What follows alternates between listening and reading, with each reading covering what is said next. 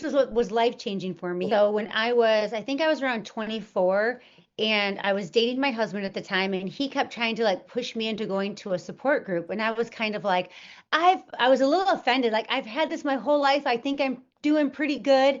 And he was like, grab your sister and go have dinner and go.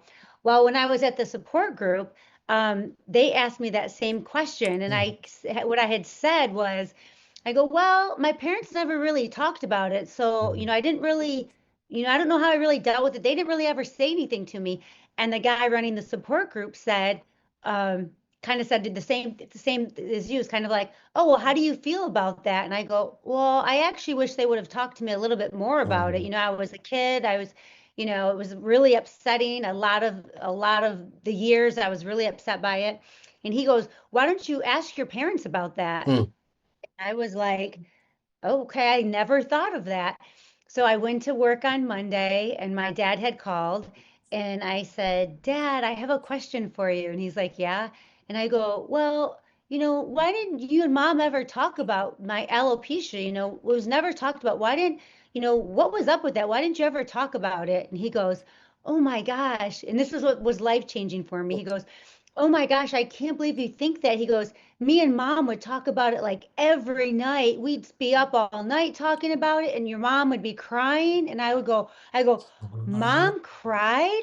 And he was like, yeah, mom cried a lot about it. And I was like, wait, wait, wait, mom cried? And he goes, yeah. And then he goes, and I have four brothers and sisters. Mhm. And he goes, we didn't look at you any differently. And he goes, what we discussed was we're going to treat her just like every one of the other children that we have. We don't see her any differently. So we're not going to treat her any differently.